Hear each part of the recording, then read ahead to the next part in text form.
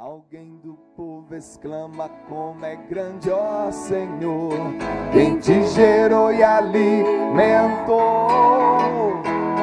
Jesus responde: ó mulher, pra mim é feliz quem soube ouvir a voz de Deus e tudo guardou. Aleluia, aleluia, aleluia, aleluia.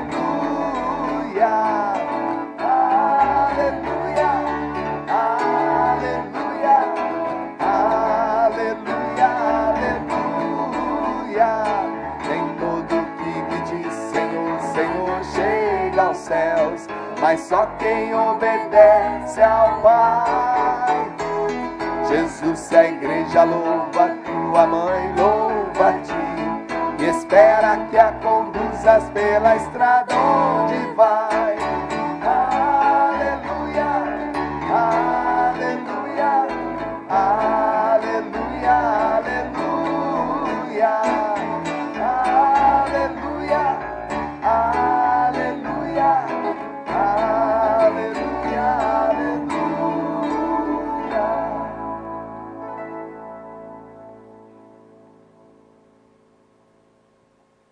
O Senhor esteja convosco. Ele está no meio de nós. Proclamação do Evangelho de Jesus Cristo, narrado a nós por Lucas. Glória a vós, Senhor. Naquele tempo, levantando os olhos sobre os seus discípulos, Jesus disse: felizes vós, os pobres, o reino de Deus é vosso. Felizes vós que agora tendes fome, sereis saciados. Felizes vós que agora chorais, a vez de rir.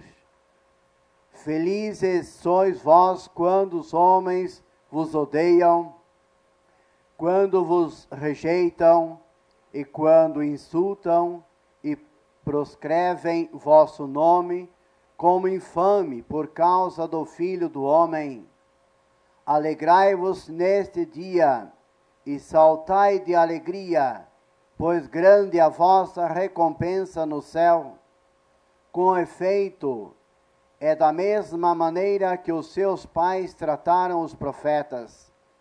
Mas infelizes vós, os ricos, já tendes a vossa consolação.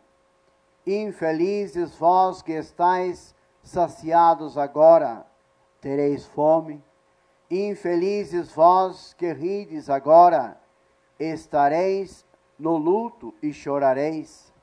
Infelizes sois vós, quando todos os homens falam bem de vós. Com efeito, é da mesma maneira que seus pais tratavam os falsos profetas. Palavra de salvação. Glória a vós, Senhor.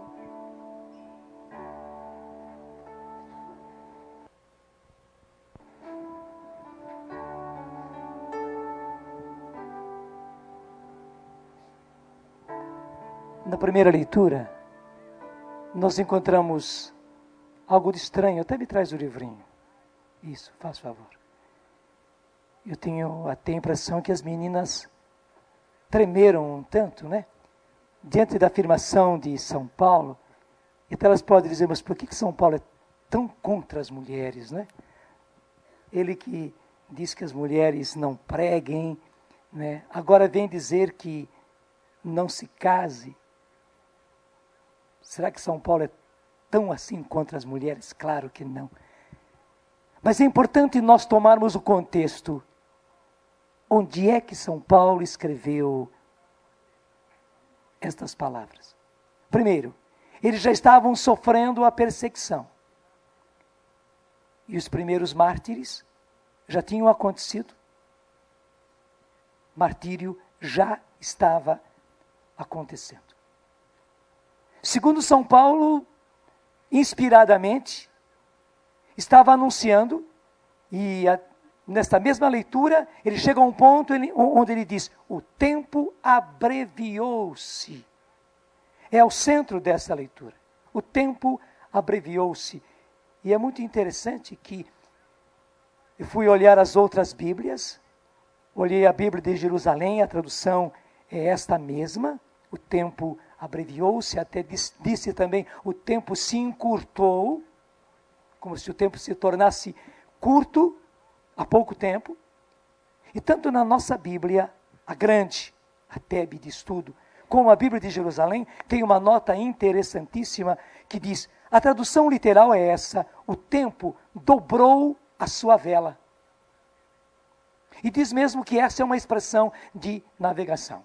E um tempo atrás, quando eu preguei a respeito disso, uma pessoa que é da Marinha veio me dizer, olha padre, ainda hoje na Marinha se conserva este termo.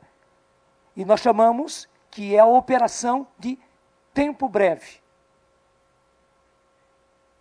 E o que é esta operação de tempo breve?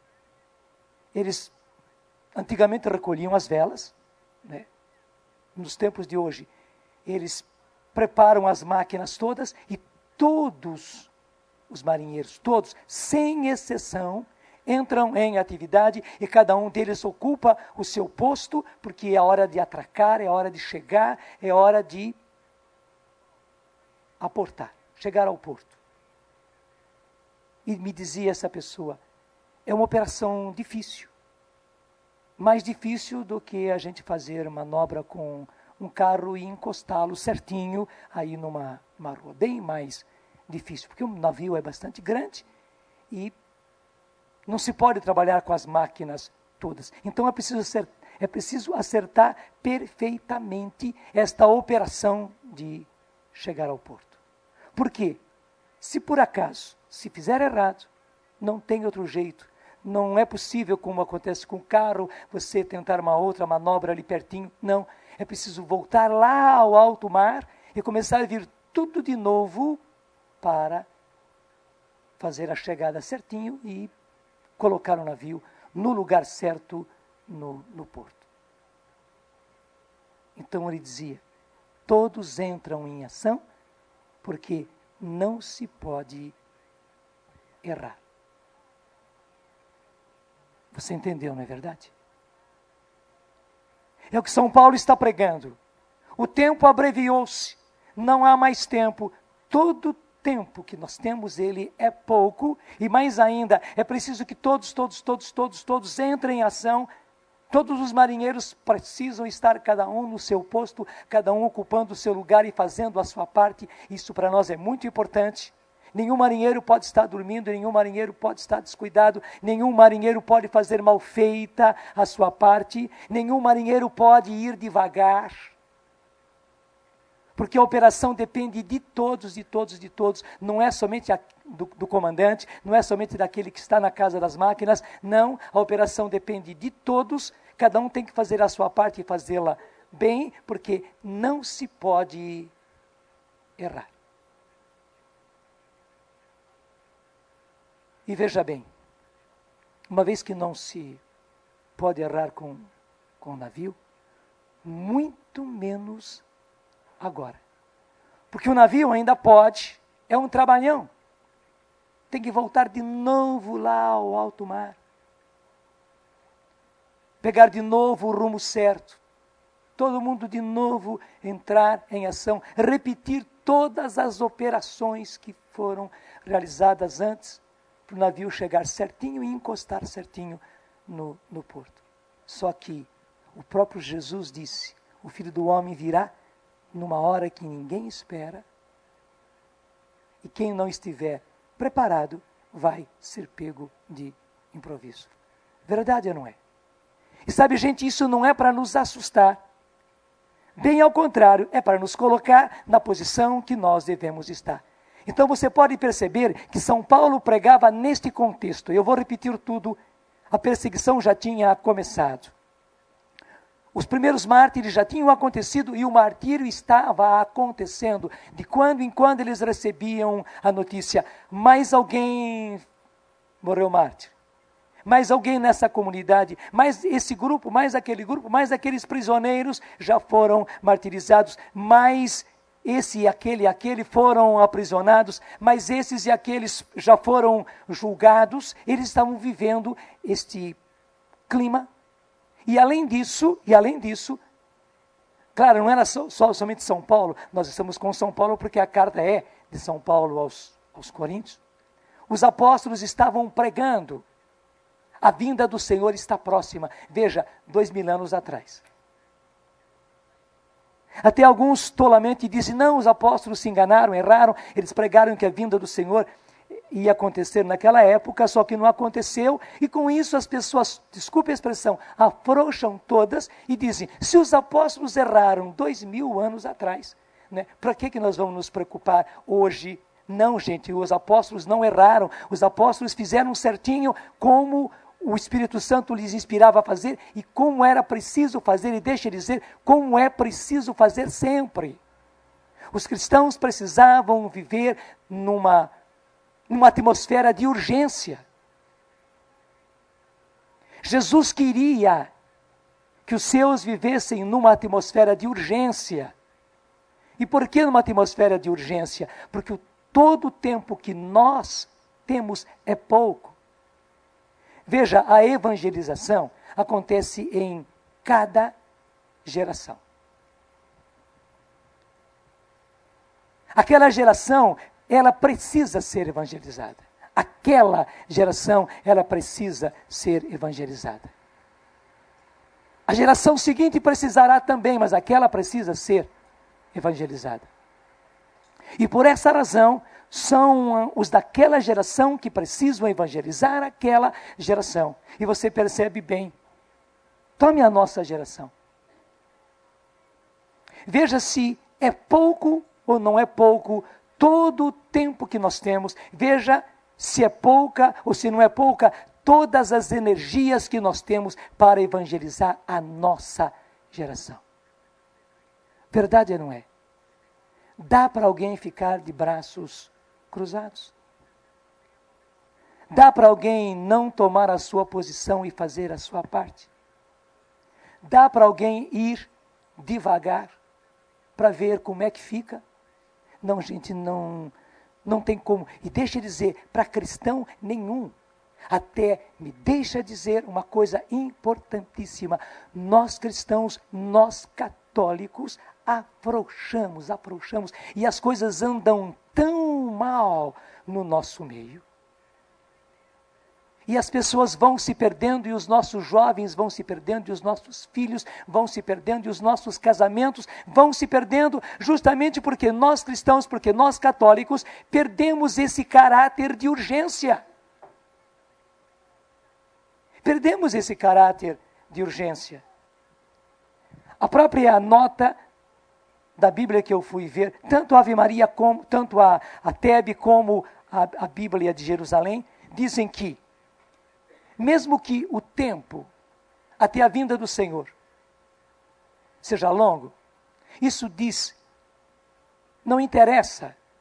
Primeiro, porque o Senhor quer um caráter de urgência. E segundo, porque, pelo fato de Jesus já estar ressuscitado, os tempos vindouros, isto é, os tempos que hão de vir, já estão aí presentes. Já estão aí presentes.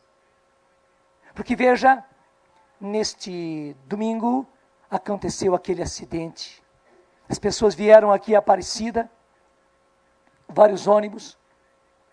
No retorno, sofreram aquele acidente. Aquela quantidade enorme de pessoas que morreram, e que morreram carbonizadas. E pessoas viram entes queridos seus morrendo ali no meio das chamas. Ninguém esperava isso. Vieram em peregrinação, vieram a Aparecida, passaram por este acidente. Quem deles esperava que isso acontecesse? Encontraram-se ou não encontraram-se com o Senhor? No sábado, o tempo deles estava brevíssimo ou não estava brevíssimo? Domingo cedo, quando eles estavam em Aparecida, o tempo deles estava brevíssimo ou não estava brevíssimo o tempo deles? E quando eles tomaram o ônibus para voltar, não estava extremamente breve o tempo deles? E quem esperava que isto acontecesse? E que o tempo fosse tão breve assim? Gente, porque Jesus já está ressuscitado, os tempos que hão de vir já estão presentes. Se o Senhor não vier, nós vamos. Mas de qualquer maneira, primeiro, para a nossa salvação, olhe a sua salvação. Você precisa apresentar-se pronto para o Senhor. Veja se todo o tempo que você tem não é realmente pouco para você estar preparado para chegar e se apresentar ao Senhor. Pronto, preparado. Você, nem olhe os outros. Você acha que você tem tempo a perder? Deixa eu perguntar, deixa eu fazer um examezinho da sua santidade. Porque nós temos que chegar ao Senhor santos. Temos ou não temos? Temos. O Senhor é santo, nós temos que chegar a Ele santos. Você já está, desculpe a expressão, naquele grau para poder cruzar os braços e deixar o tempo passar? Você pode sonegar tempo, você pode sonegar energias, você pode sonegar trabalho. Se você pode, sonegue. Mas eu pergunto, quem é que pode? Quem é que pode? Depois, olhando para os outros, nem precisa ir longe, olha para os da sua casa. Você tem um exemplo aí dentro da sua casa. E olha ao seu redor, vamos olhar o nosso povo, olha para o nosso povo brasileiro, pelo menos 100 milhões de pessoas que não foram evangelizadas, embora não sejam católicas, elas foram batizadas e no censo está lá, essas pessoas declararam, foram batizadas, são católicas e não são evangelizadas. São 100 milhões, claro, são 160 milhões de brasileiros, 123 milhões se declararam católicos, nós estamos aí dando de desconto que 23 fossem evangelizados, então sobram 100 milhões. Dá para perder tempo? Dá para a gente cruzar os braços? Dá para a gente sonegar energia, trabalho e tempo? Não dá, não dá, não dá, porque a nossa geração não vai dar conta de evangelizar a si mesma. Nós, os apóstolos da nossa geração, não teremos o tempo necessário. Faz as contas, vê se nós vamos conseguir evangelizar a nossa geração. Então, gente, todo o tempo que temos, todas as energias que temos, nós não podemos sonegar, nós só podemos usá-las toda na tentativa de salvar o mais possível. Agora, então, deixa eu voltar. Foi por isso que São Paulo disse, estranha a gente a respeito das pessoas solteiras, não tenho nenhum mandamento do Senhor. Mas como alguém que por misericórdia de Deus merece confiança, dou uma opinião. Penso que em razão das angústias presentes, é vantajoso não se casar. E cada qual estar assim na situação em que está. Está entendendo agora por que São Paulo diz assim? Então não se preocupe agora com se casar. Porque eles já estavam sofrendo a perseguição. Porque os mártires já estavam acontecendo. E porque ele já estava anunciando, é tempo de urgência. Estás ligado a uma mulher, não procures desligar-te. Está casado, permanece casado. Não estás ligado a nenhuma mulher, não estás casado ainda, não procures ligar-te. Se porém casares, não pecas. Se a virgem se casar, não peca, claro que não. Mas as pessoas casadas terão as tribulações da vida matrimonial. E eu gostaria de poupar-vos a isso. Eu digo, irmãos, o tempo está abreviado. O tempo abreviou-se. E aí está a frase principal. E aí vem a grande colocação de São Paulo. Doravante, daqui para frente, aqueles que têm mulheres que são casados, vivam como se não fossem casados, como se não tivessem esposa, como se não tivessem marido. É a grande receita. Pode se casar? Pode. Inclusive, se o Senhor deu a você a vocação matrimonial, se case. Mas o próprio São Paulo dá a nós a receita. Aqueles que são casados, vivam como se não o fossem. Isso não quer dizer viver sem a responsabilidade própria do matrimônio, não. Você é casado, mas em primeiro lugar o Senhor. Em primeiro lugar a missão. Em primeiro lugar o trabalho do Senhor. Esse é o primeiro. E interessante, gente, se nós cristãos, se nós católicos vivêssemos assim, se Deus tivesse o primeiro lugar também no nosso casamento. Se os sermos de Deus, se os sermos apóstolos, se os sermos missionários, fosse a primeira coisa, também nos nossos casamentos, a coisa seria bem diferente no próprio casamento. No próprio casamento.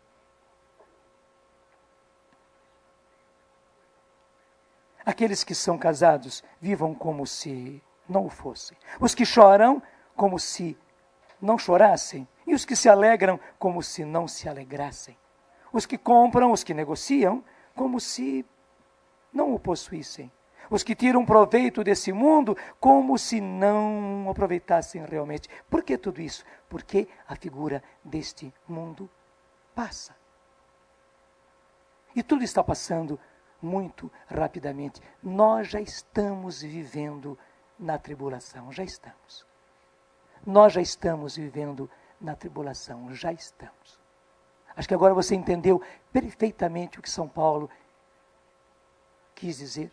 E eu também não podia deixar de dizer para você o que é que São Paulo está dizendo. E claro, para explicar o que é que ele está dizendo, eu tive que falar a respeito do fim dos tempos. Ou eu poderia passar por cima disso e deixar vocês sem explicação. Ou eu podia pegar e rasgar essa página chata da carta aos Coríntios. Não mais que ele fala para não se casar e tal. Posso rasgar essa página? Não posso. Eu tenho que explicar direitinho para você como a coisa é. E outra, eu não sei se você sabia que as bem-aventuranças são colocadas na perspectiva dos fins dos tempos. E é só na perspectiva dos fins dos tempos, da vinda do Senhor, da vinda iminente do Senhor, que se entende as bem-aventuranças. Porque do contrário, vamos ser ricos, vamos ter, vamos possuir, vamos investir a nossa vida nisso. Para que ser misericordioso? Para que ser isso? Para que ser aquilo? Pelo contrário, vamos gozar da vida, uma vez que nós temos muito tempo. Mas o que foi que aconteceu? Se você vai pegar lá o Evangelho de São Mateus, porque ele vem na ordem, né? O Evangelho de São Mateus começa a nos mostrar Jesus que inicia a sua pregação dizendo, até diz, Mateus 4, 17. A partir de então, Jesus começou a proclamar, convertei-vos, o reino dos céus aproximou-se.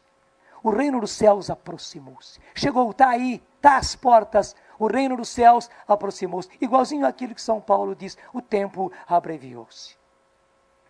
Daí Jesus começa a chamar os seus apóstolos. A primeira coisa, ele viu que o tempo era breve, então ele tinha que caminhar rapidamente. Ele precisava de mais gente trabalhando junto com ele.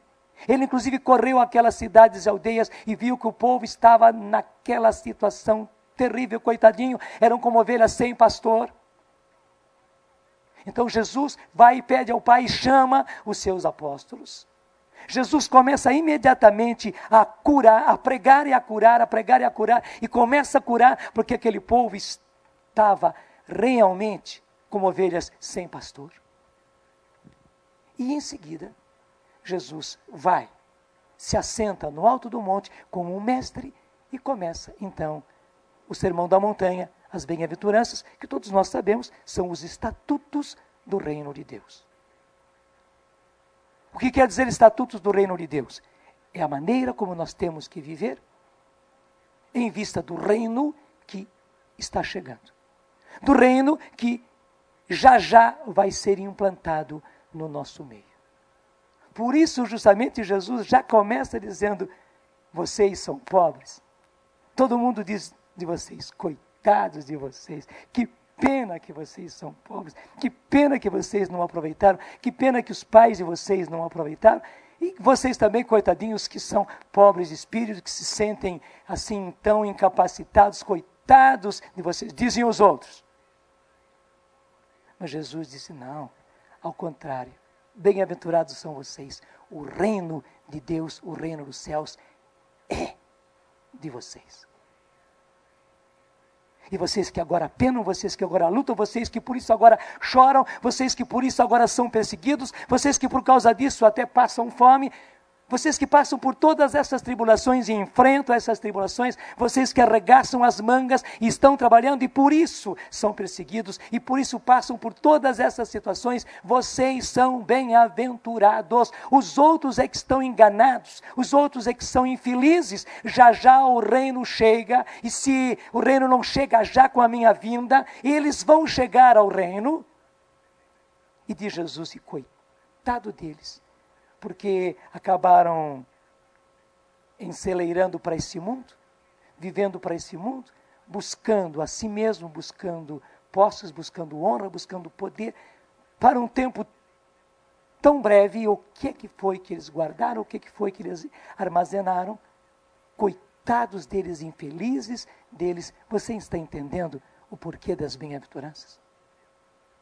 Então, logo depois, quando você fizer o estudo das bem-aventuranças, você vai entender perfeitamente por que Jesus nos mostra bem-aventurados. Porque justamente o reino dos céus, ele está próximo. E mais ainda, o Senhor nos quer caminhando na perspectiva, o Senhor nos quer caminhando na direção deste reino que vem, desse mundo vindouro, que bem bonita essa palavra, o mundo vindouro, que quer dizer, esse mundo que há de vir, o mundo novo que há de vir, em substituição a esse mundo imundo no qual nós já estamos vivendo. Muito obrigado, Senhor, porque mais uma vez, e hoje justamente, começando as nossas missas, num presbitério novo assim. Nós estamos, Senhor, por um lado te agradecendo, porque temos a grande graça de levar a igreja, Senhor, de levar as coisas da igreja, de levar a liturgia, Senhor, a domicílio a esse povo, porque o tempo é breve, Senhor. Porque nós podemos ser igreja para tantos que não têm igreja. Porque nós podemos, Senhor, ser presença de igreja para tanta gente que não tem igreja, que não tem possibilidade de ir à igreja. Até mesmo os de cidade grande que não tem como ir, mas muito mais os nossos irmãos espalhados por esse Brasil. Muito obrigado, Senhor, porque podemos levar o Evangelho vivo a domicílio, entrega, em pronta entrega para eles. Obrigado, Senhor. Tudo isso porque o tempo é breve, o tempo está se abreviando cada vez mais. Obrigado porque temos, Senhor, esta graça. Obrigado, Senhor, porque nos fazes entender, não entendemos tudo, mas obrigado porque nos fazes entender, Senhor, cada dia mais a brevidade desse tempo e a iminência do Teu reino e a necessidade de investirmos tudo, Senhor, sem nos assustarmos, pelo contrário, nos alegrando e vendo que somos bem-aventurados. Os outros não sabem, nós sabemos. Os outros estão como os que zombavam de Noé, enquanto que nós recebemos uma ordem de fazer a Tua arca, Senhor, e de chamar o Teu povo para dentro dessa arca, para que se salvem, enquanto os outros que zombam, Senhor, eles não sabem de nada. O Senhor não nos assusta como nos assustou Noé e a sua família, ao contrário, o Senhor nos salva, como salvou Noé e a sua família. Muito obrigado por isso, Senhor, e muito obrigado porque estamos dispostos a investir toda a nossa vida, todo o nosso tempo, todas as nossas energias para não errarmos e para não errarmos com esse povo, Senhor. Pelo contrário, fazermos uma portagem perfeita. Desta vez, Senhor, nenhum de nós pode errar. Eu quero te dizer hoje, Senhor, nesta missa, quando nós começamos essa nova fase das nossas celebrações, nós queremos, Senhor, caprichar nas nossas celebrações. Nós celebrantes queremos caprichar, Senhor. Nós animadores queremos celebrar, queremos caprichar, Senhor. Nós músicos queremos caprichar e nós participantes queremos verdadeiramente, Senhor, participar com alma, com coração, para levarmos realmente, Senhor, todos os dias a um povo necessitado, um povo que passa fome de Deus, um povo sedento de verdade e um povo sedento das coisas de Deus. Nós queremos levar, Senhor, o melhor, o mais lindamente participado e o mais lindamente celebrado, vivido, animado, Senhor, a domicílio aos nossos irmãos, porque eles têm o direito, Senhor, de receber. Têm o direito de receber em casa, Senhor, as riquezas da igreja, porque o tempo abreviou-se. E Tu nos dás a graça, Senhor, de viver uma pastoral de emergência. Que nós realmente, Senhor, entendamos que a pastoral que nós vivemos é a pastoral da igreja, mas vivido em caráter de emergência. Que realmente, Senhor, nós vivamos uma pastoral de emergência. E que nós, Senhor, possamos servir o nosso povo com o melhor de nós mesmos. Faz-me, Senhor, celebrar com toda a alma e com todo o coração. E faz, Senhor, com que cada participante, cada animador, cada músico, ponha alma, vida, coração em cada celebração para servir o Teu povo nesta pastoral de emergência. No nome do Pai, do Filho e do Espírito Santo. Amém.